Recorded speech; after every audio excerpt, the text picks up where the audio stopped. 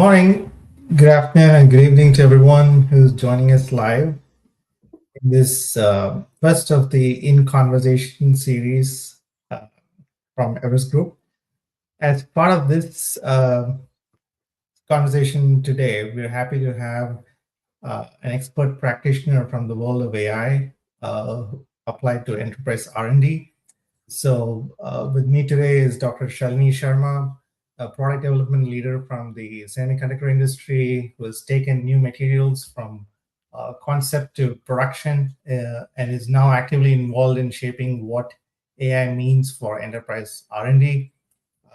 Welcome, Shalini. So just a few words to introduce and to welcome the audience. Thanks for having me, Isaac. We are truly at an extraordinary moment in reimagining scientific discovery, and I'm very happy to be part of this conversation. Thank you. Thank you for joining us. Absolutely. So, and for everyone who's joining us live, I request you to please feel free to share where you're joining us from. We request these things in every LinkedIn live session, but we want to keep this live and engaging. So it'll be useful if you can share what's intriguing to you about this topic, AI for R&D, and just go ahead and post your questions and comments, and we'll try to address them during the session, or take them offline for you and reach out their answers. So we'll just step right into the conversation, Shalini. So here, when we thought about what AI means for R&D, and we were doing our research, how we want to structure this research as an area that we want to spend a lot of time, we realized that AI is fundamentally reshaping how R&D is currently performed, right? So from a largely manual, step-by-step experimentation model into a more adaptive, connected, and increasingly self-driven process, right? So, for a while, this has been discussed more like an efficiency lever, but what we believe in is the conversation becomes more interesting when we start looking at AI as how it can change how the experimentation is, organized and also executed. So we're seeing a shift in the experimentation process from a more manual, one step at a time experimentation to a systems approach, where it's a closed loop, more continuous loop of planning, executing, analyzing, and refining how different steps in the experimentation is executed. So I would just start with one first question for you is, when you look at enterprise R&D today, do you see AI mainly as a better automation layer, or as a deeper shift in how experimentation and learning outcomes are actually improved and it's done? Yeah, thanks for the question, Isaac. So a quick note about my background, Isaac. I spent more than a decade in enterprise R&D in semiconductor materials space, and the last 6 years using AI ML methods in accelerating R&D. So that gives me a unique vantage point to really see not only the potential and upside of AI technologies, but also where we need to be cautious, right? So I'm happy to have this conversation with you today. So your question really, Isaac, as I hear you, is whether AI is mainly just a better automation layer, or is there something deeper shift that's happening in R&D? So first things first, AI is absolutely useful as an automation layer where you can remove your manual, tedious, and time-consuming steps in the entire R&D process. But that's not exactly where the real unlock is. The more significant shift is AI operating as an intelligence layer, where you're not just only executing what you've already decided to do, but really surfacing recommendations and candidates that you would not have reached through human guided search. So as you mentioned in your introduction, that R&D is a very sequential, step-by-step process. And there is inherent latency in this scientific method. Now, Mhm. with using AI, we can have much tighter learning loops where hypothesis generation, experiment selection, simulation, analysis, prioritization, everything can become part of a more continuous, self-improving system.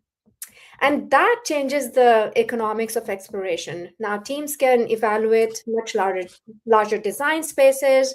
They can unearth more unobvious relationships, and they can adapt their experimental strategy more dynamically instead of relying on more predefined workflows.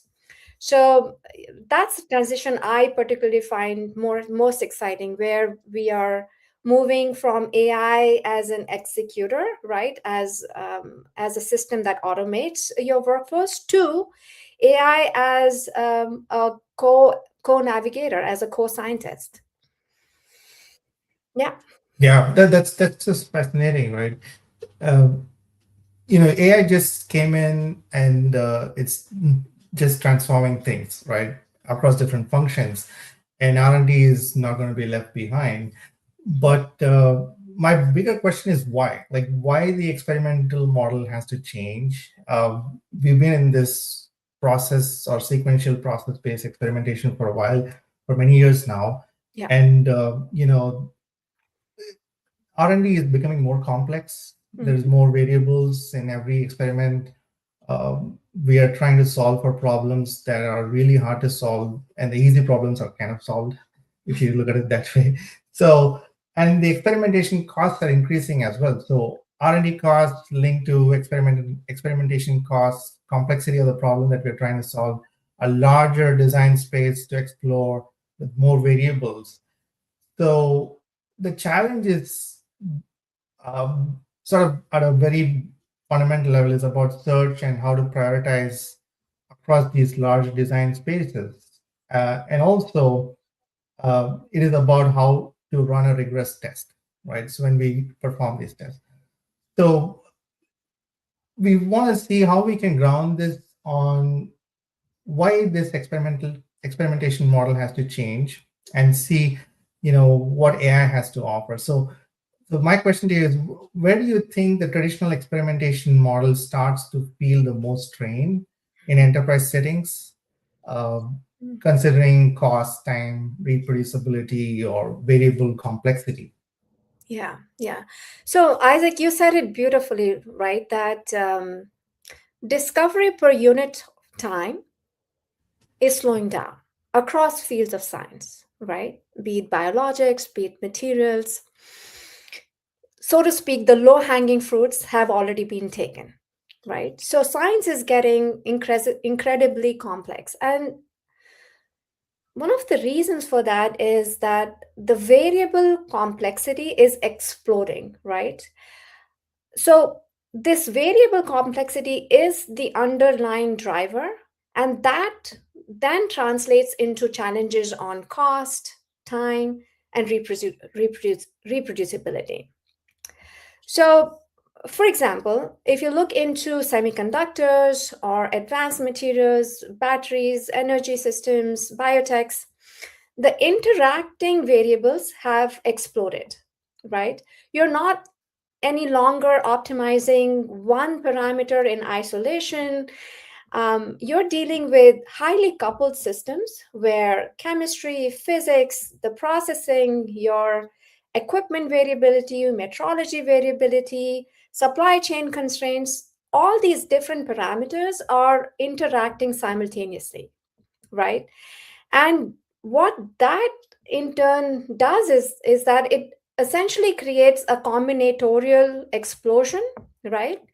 And even, for example, even with, let's say, seven or eight variables, you can very quickly end up with millions of possible experimental combinations. So, for a single human mind to then navigate those millions of possibilities becomes essentially impossible. right? So the traditional sequential experimentation model does not scale well against that level of complexity. And once that complexity exceeds human capacity to intuitively navigate the search space, you start feeling the strain everywhere, as you mentioned, right? Other variables like cost, reproducibility, Mhm. the timelines. So that is why AI is your strategic lever, and it is your lever to reason through their complexity, identifying what is your next brilliant DOE, identifying your next brilliant experiment, where you can have most information about the problem statement in question. So absolutely, in future, I believe the competitive advantage for our in enterprise R&D will come to teams that can most efficiently navigate that complexity, not simply teams that can run the most experiments. Yeah. Yeah, absolutely. Yeah. Yeah, I think it's important to state that, right? So enterprises need to be aware of it, what's coming next.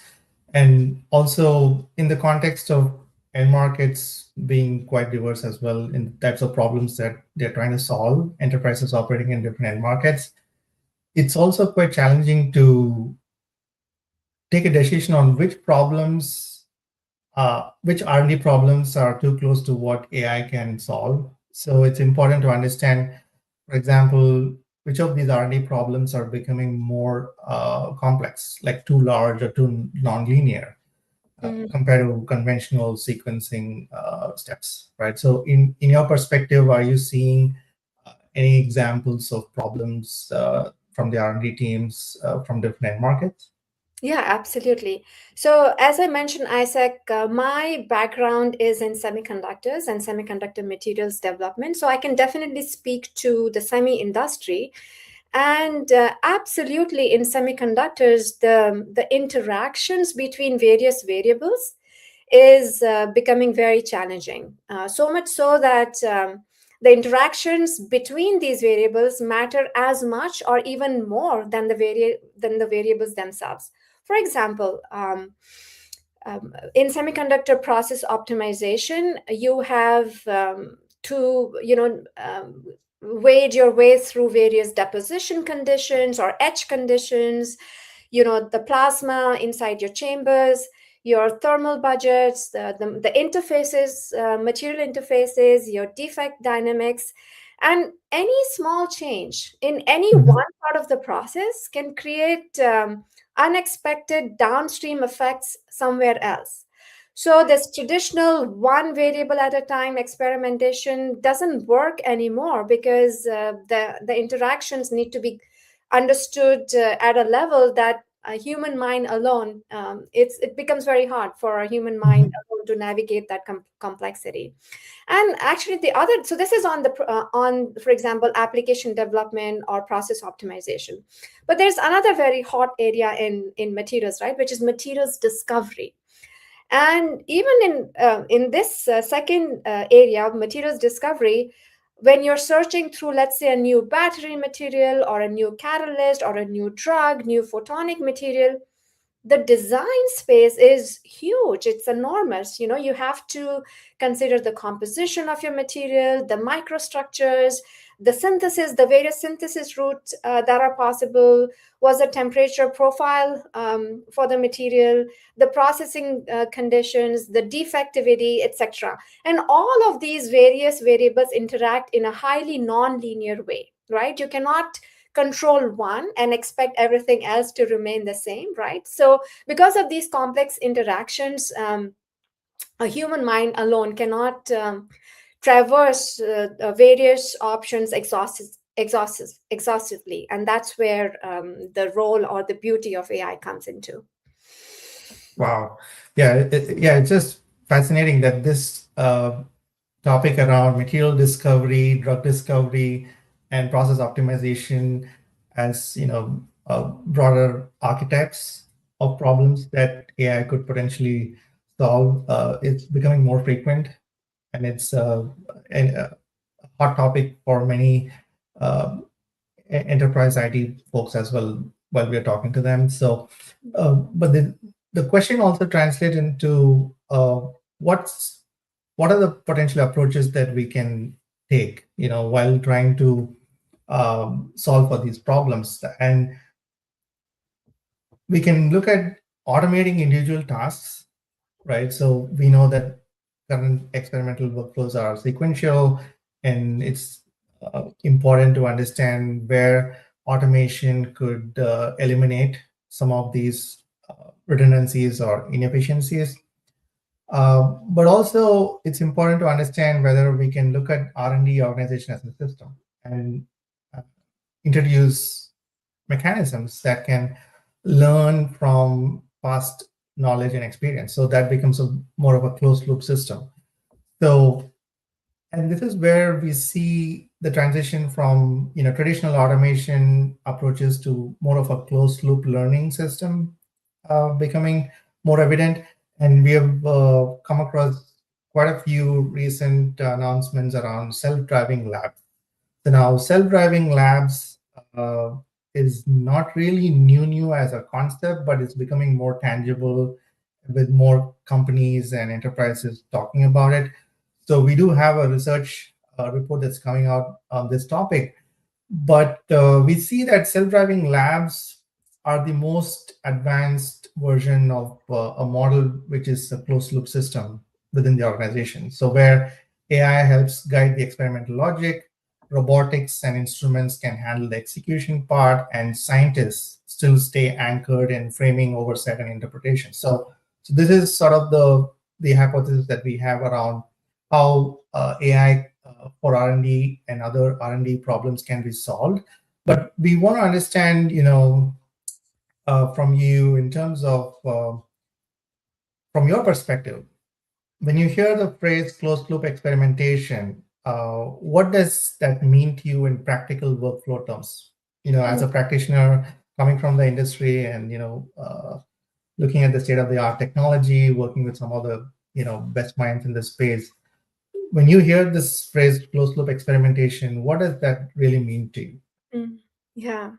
No, that's a very timely question, Isaac. And this closed loop experimentation is definitely the future of science in my worldview. As I mentioned, I spent more than a decade doing R&D in semiconductor space, and right last couple of years using AI ML methods to accelerate R&D. I have no doubt that the future of science is closed loop. And also, I want to make a comment that in this particular area, startups are ahead of, I would say, big enterprises.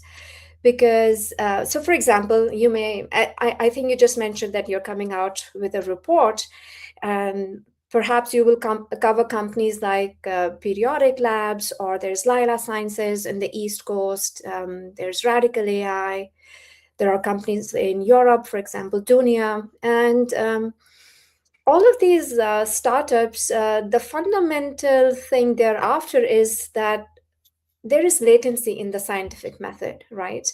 When the human is part of each and every step of the scientific method, the decision making is slower.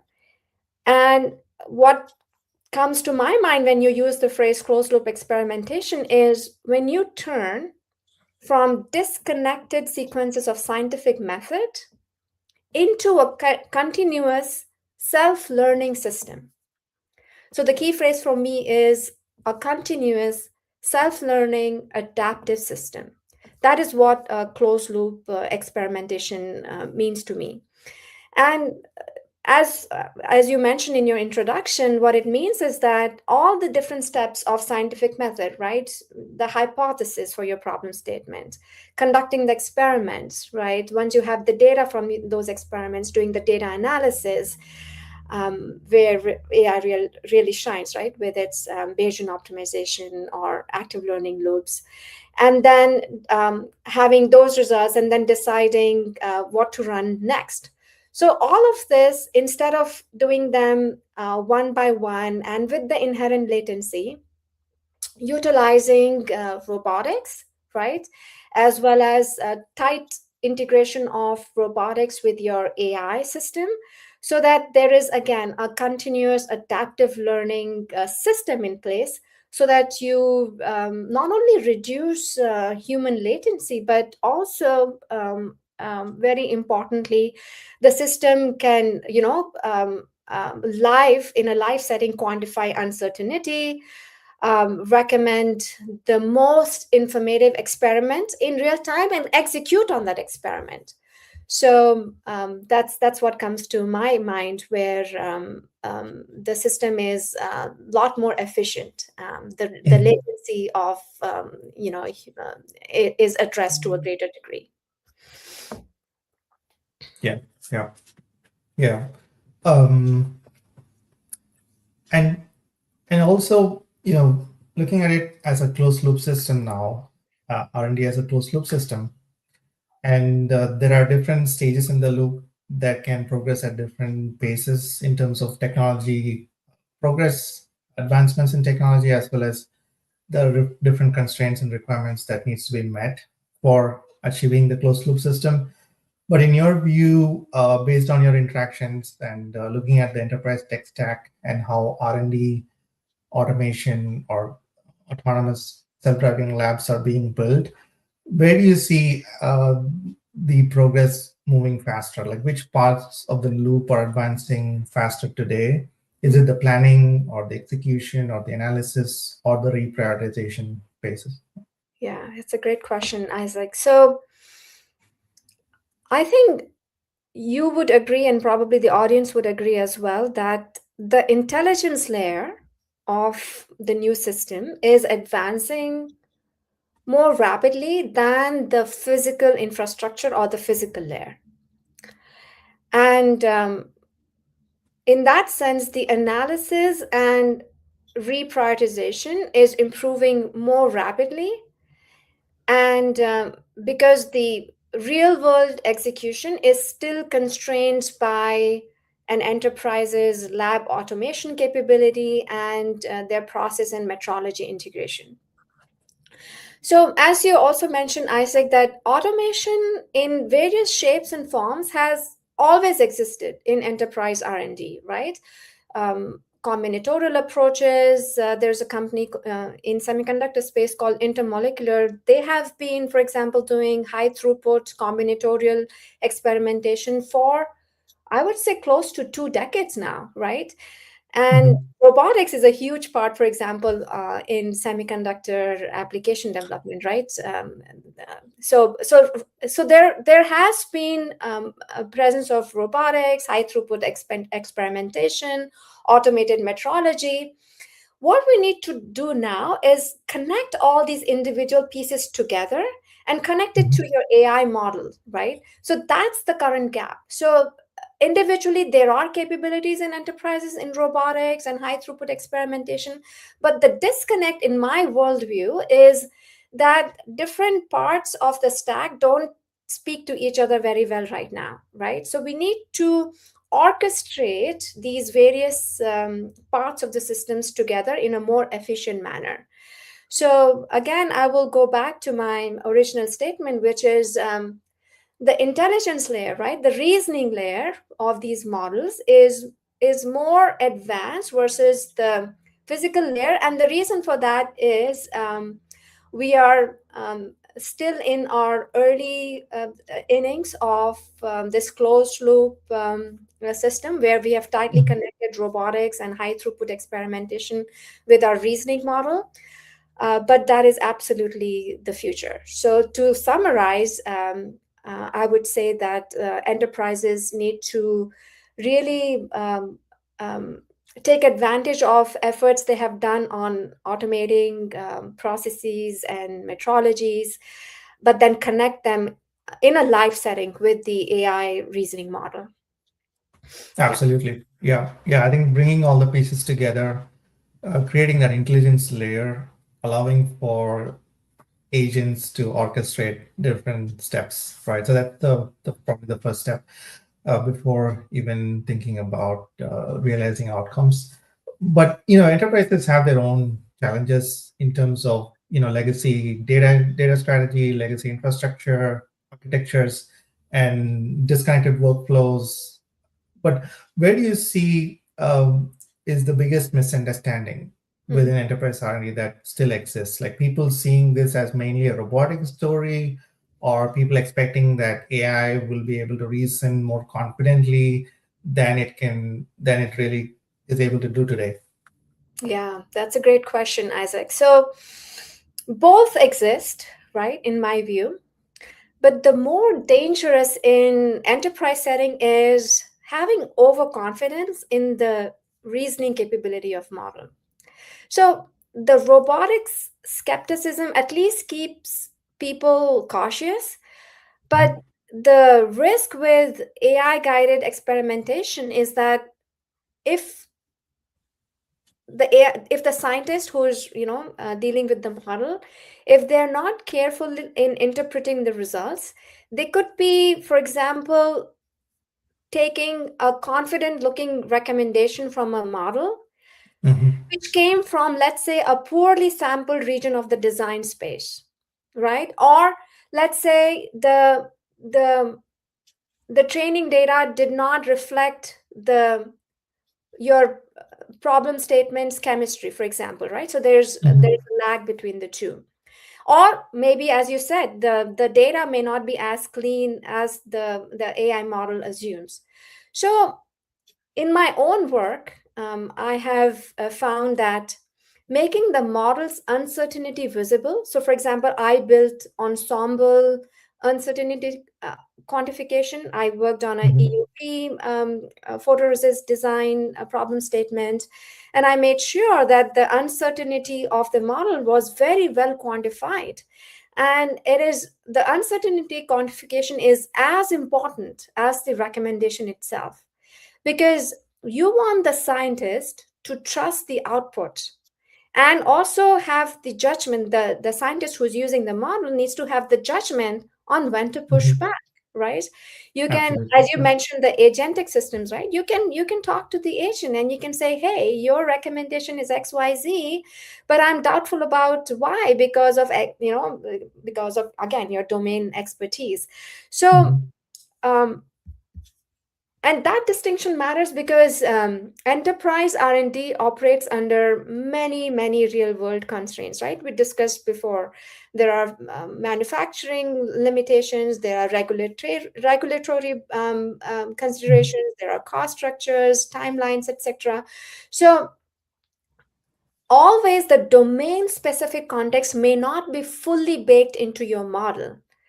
So, what I would caution against for early adopters of these AI systems is please have your domain experts part of your AI journey, right?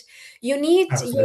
your cream de la cream scientists to be able to push back on these systems so that they can learn from their mistakes. I mean, these models still hallucinate, right?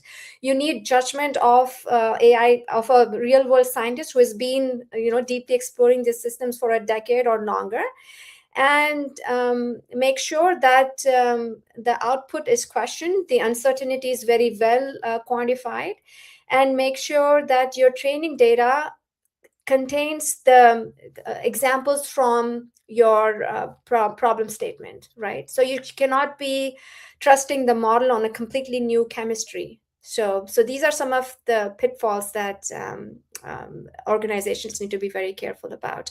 So they need to strike a balance, right? They need to be very ambitious in using AI aggressively, but very disciplined to understand its limits and course correct and teach these AI models as needed.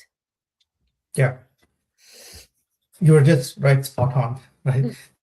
Emphasizing the need for domain expertise while getting on an AI journey is important as much as knowing what AI can do, but having the right constraints within which the AI should operate makes the value realization more you know accelerated. So for everyone who's joining, this conversation we just reached midway, and I wanted to just bring that up here, that we have a QR code on screen, top right. So if you'd like to continue the conversation, if you have any pressing thoughts or questions that were missed out in this discussion and you want to have a little more perspective on, we are offering a complimentary follow-up meeting to discuss some of those points that you have and exchange notes on what we believe as the future technology stack for enterprise R&D and what the partner ecosystem is going to look like. And also, there'll be a session where we can share some of the learnings that we are having from our conversations as well. So please feel free to scan the QR code and select the option that you would prefer, and then we can set up a conversation here. Okay. So, Shalini, we'll continue to the next section that we have.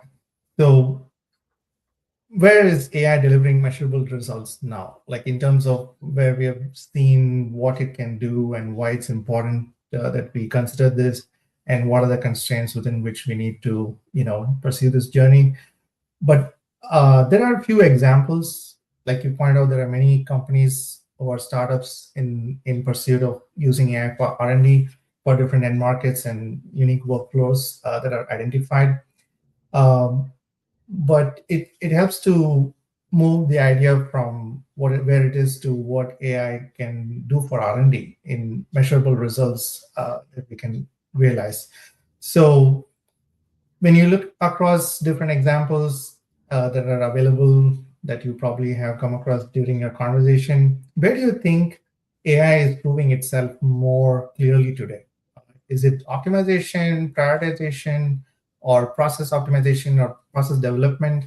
Or is it broader discovering new materials, new products that are beyond the scope of what we know today?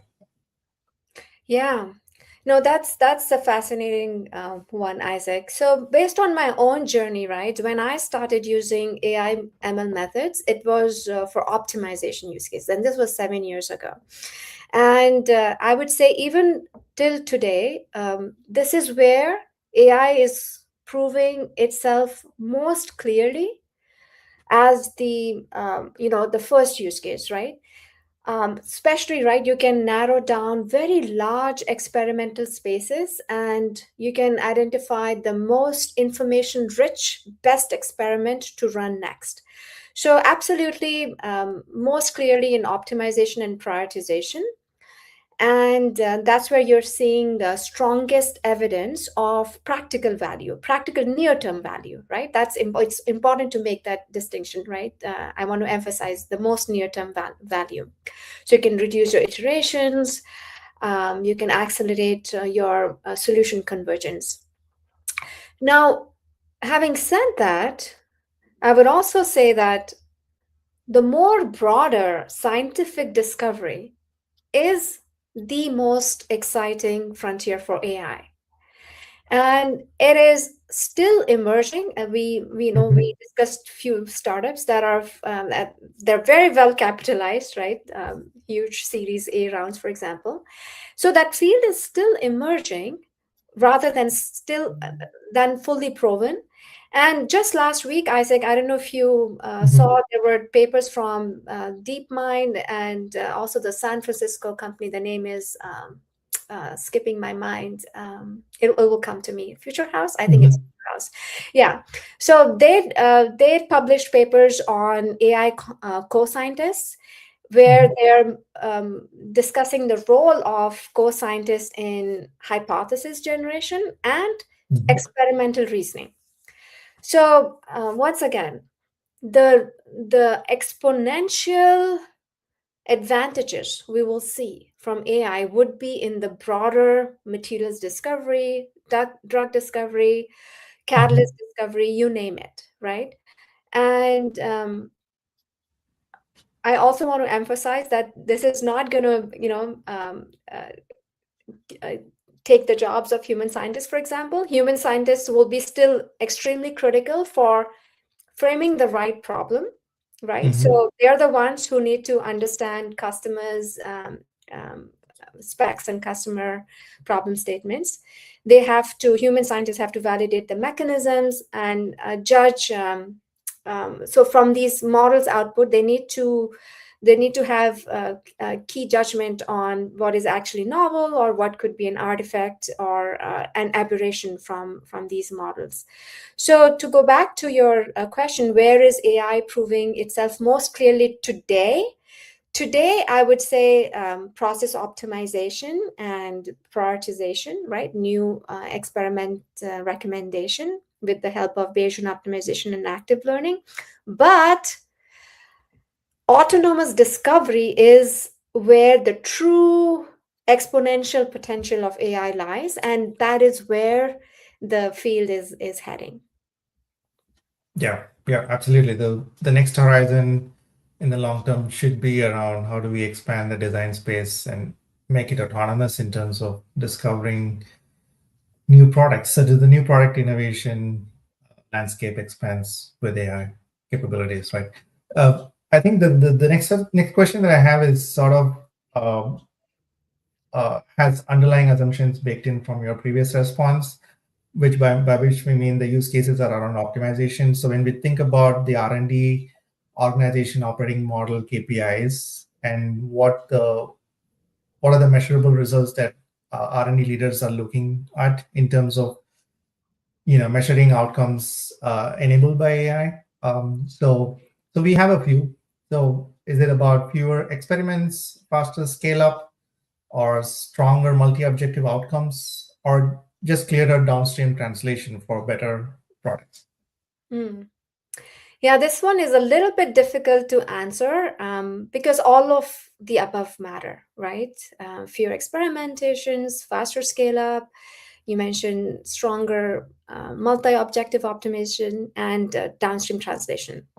But if I have to put myself in the shoes of enterprise R&D leader, the most meaningful outcomes out of the ones that you mentioned probably would be stronger multi-objective optimization.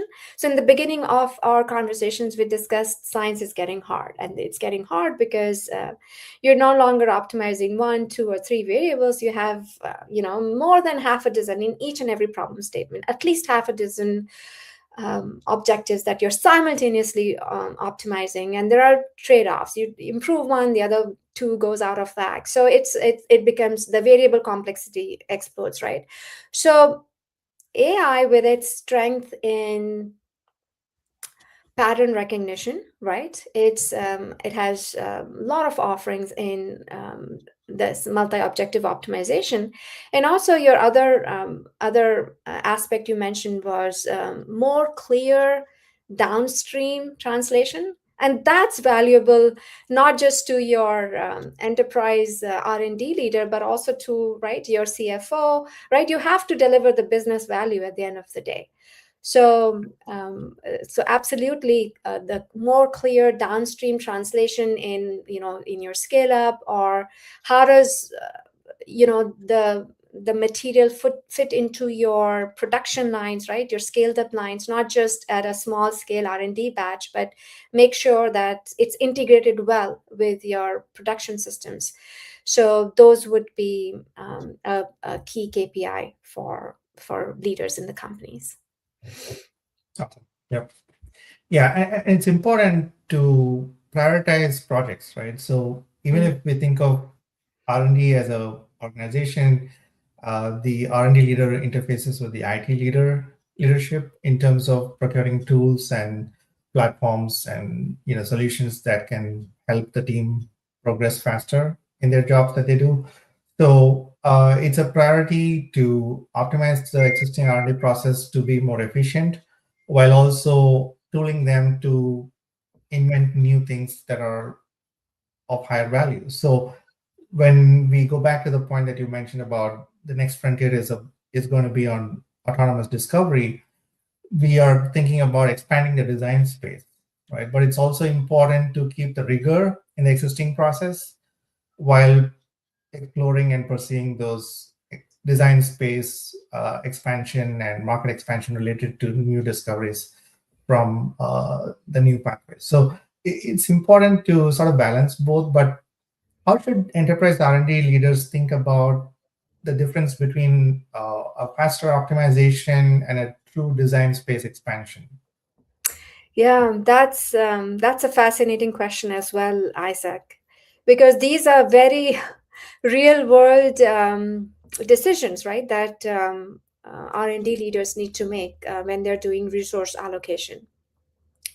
So again, let's ground ourselves in, and we discussed this a few minutes ago as well, which is in faster optimization, in faster process optimization, you are navigating a, so to speak, familiar space, right? So you're, but with the use of AI and ML, and of course closed loop systems, you're traversing that familiar space more efficiently, right? So you kind of know what where the destination is, but the path to get to that destination becomes shorter and shorter with more targeted use of AI.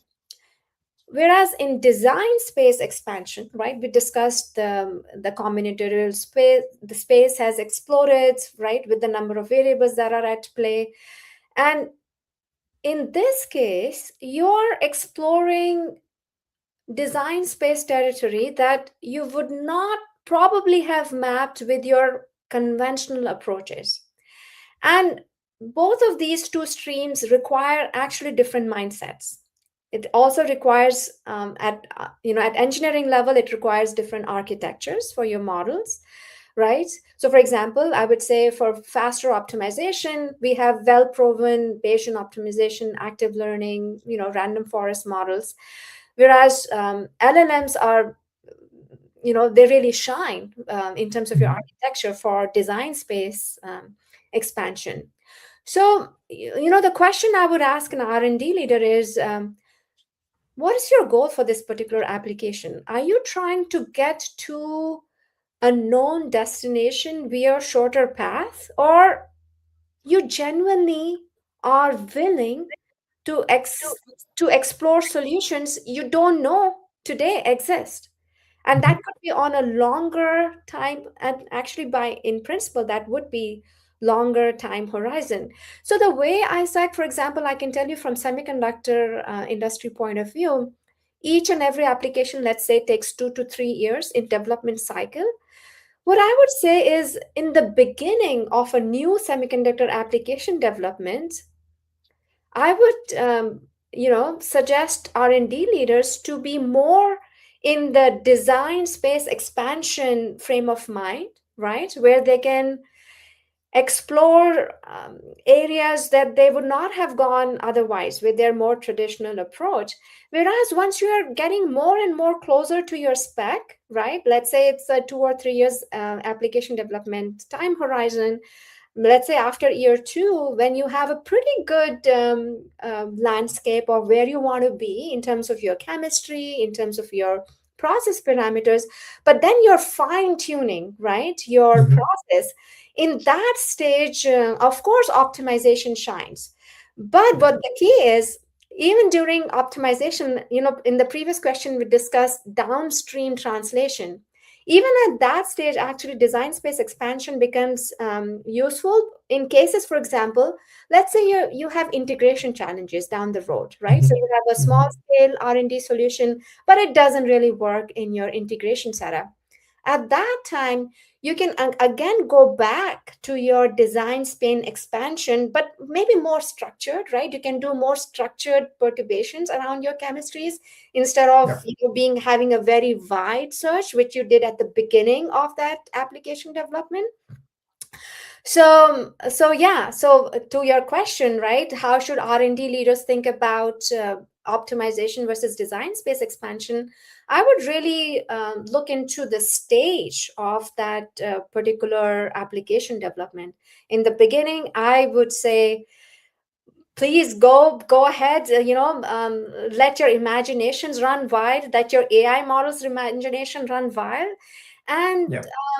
find these unique these hard to get into insights. And as you get closer to your customer spec, then of course, Bayesian optimization, active learning, these ML models are your best friends at that stage. So both are important. Awesome. Yeah. Oh, one That's, a quick yeah. um, Yeah. Please go ahead. I think I forgot to mention is about the change in the mindset, right? Um, when scientists are engaging in these AI assisted workflows, right?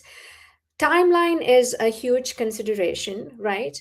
Now, if R&D leaders can give them grace when they are in the design space exploration stage, and I think that's a mindset change, right? So Mhm, mhm. don't kind of press hard on, oh, when am I getting the results? It's been 3 months, 6 months, right? So Yeah. give them more grace when they are in the design space, exploration space. So yeah, that's again a cultural shift, because that's not really the norm in most Mhm. enterprise R&D situations.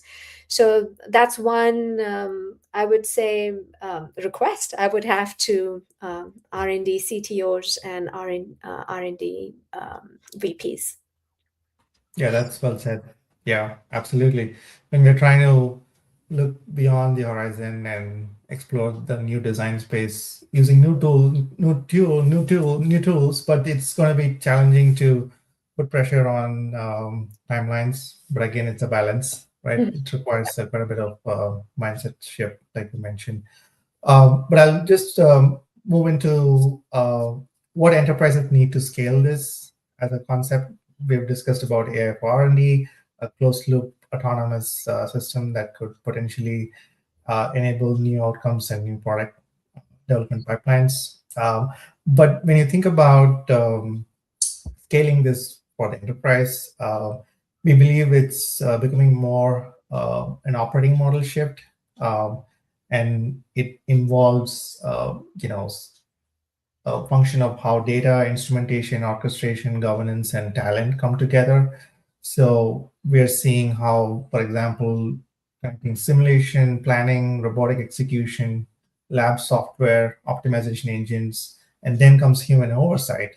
And human is always in the loop into one workable architecture so that it can become a system that operates on its own, but also has human oversight and judgment. So when we look at how do we position the solution within the enterprise, uh, according to you, how should organizations think about phased autonomy instead of trying to leap straight into a fully self-driving model, right? So it's it's important to understand that we need to look at the transformation and phases, but it involves certain foundational changes before we get into more higher level outcomes that needs to be recognized. Yeah, yeah, no, that's a fascinating question. And I see parallels here actually with autonomous driving, right? So when first we started using cruise control, right, in our cars. And once cruise control, so cruise control is where the system is driving, but with human feedback, right? So then came, for example, Tesla's what is it called? Autopilot, I think. Yeah, Right, autopilot. Yeah, autopilot mode. And then, of course, you have Waymo, where autopilot. Yeah. yeah, the human being does not even. So that's the ultimate, right? Where, Mhm. but it everything you can see, right? Historically, you just don't jump into a Waymo, right? The Mhm. technology Mhm. moves through various stages where you have proven success at each of the step before you go on to more autonomous phase.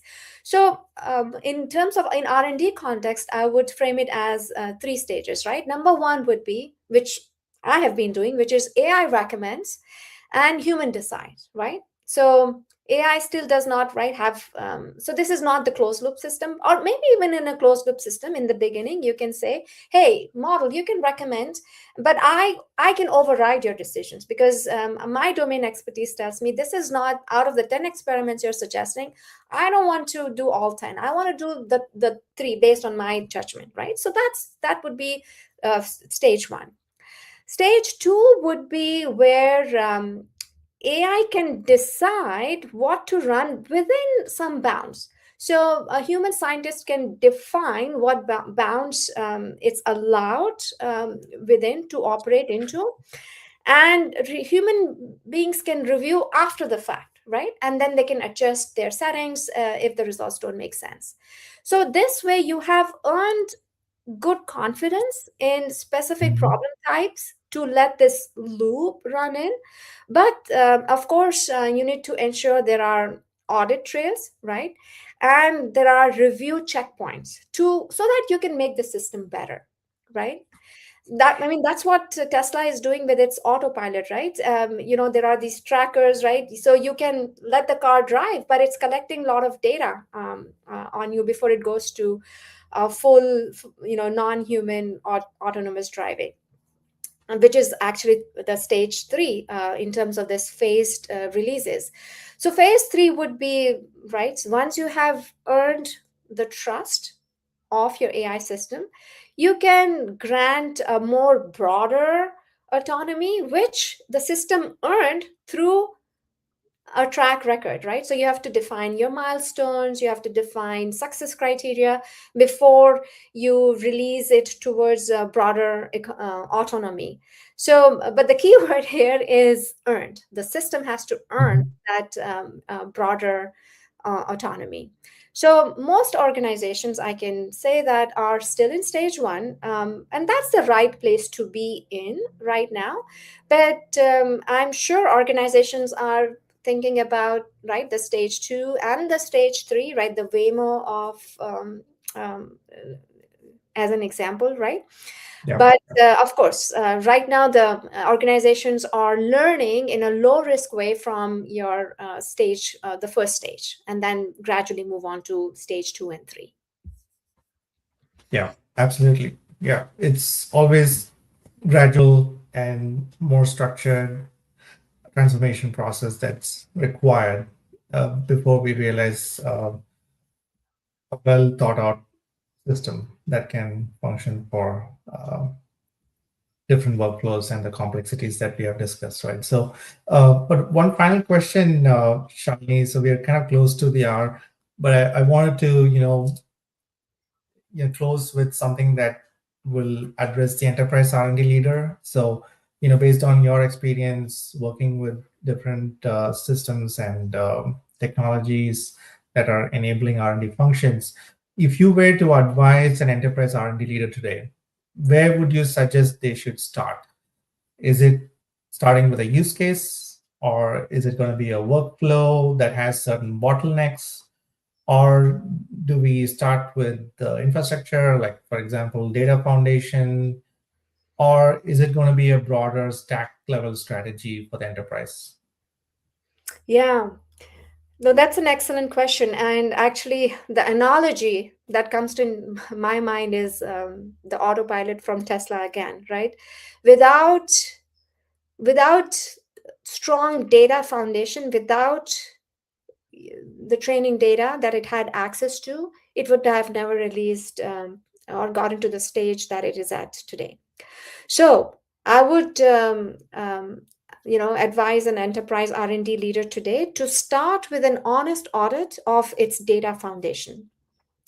And honestly, it is not the most exciting place to begin, but it is the most important foundation you can have for your AI system, because you can have as sophisticated optimization engine or AI model, right, in the world, but if it's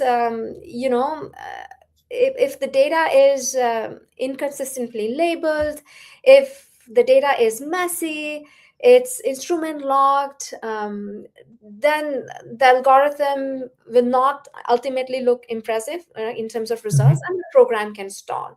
So absolutely, I mean, this is table stakes, that your data foundation needs to be rock solid. Without it, nothing is going to work.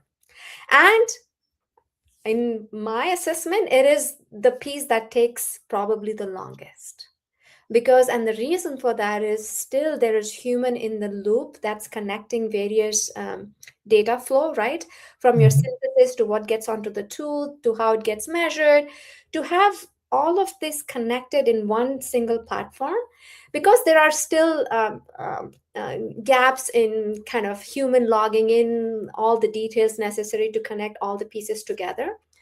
And organizations are moving into more automating more of that data collection methodology, right? So Mhm. again, going back, number one, extremely important, your data foundation. And once your data foundation is rock solid, then I would say, look for a use case in which the search space is, for example, large enough that AI can create a real advantage, or it could be an optimization problem, right? It may not be design space problem statement. It could be a very valid optimization problem. So you showcase early wins, earn the trust of your R&D engineers and R&D scientists, and get the necessary pull from them to then sequentially start bringing other workflows into your platform, and start to see results. So again, strong data foundation, start with a use case, a workflow bottleneck, show some early wins, and make your way up through all the use cases in your R&D. That's fantastic. That's a great way to finish, Shalini. I think we've covered quite a bit in terms of what AI means for R&D here. We would like to continue the conversation for another time. We may have a different set of questions for you. Probably would love to have you again in our In Conversation series. But I really want to appreciate you for taking the time today and, to come and share your expertise and views and perspectives on what enterprise AI will mean for R&D as a function. So I really want to thank you again.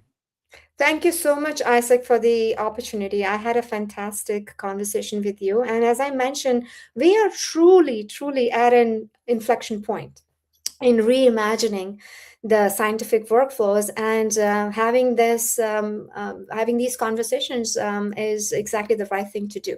So thank you so much for the opportunity. Thank you. Thank you. And we're really happy that we're able to sort of facilitate this conversation and start this engagement between different stakeholders who are working in this space as well. Thank you. Thank you. Thanks everyone for joining us live today. And please go ahead and let us know your thoughts and comments, and do reach us out if you have interest in a follow-up conversation. Thank you.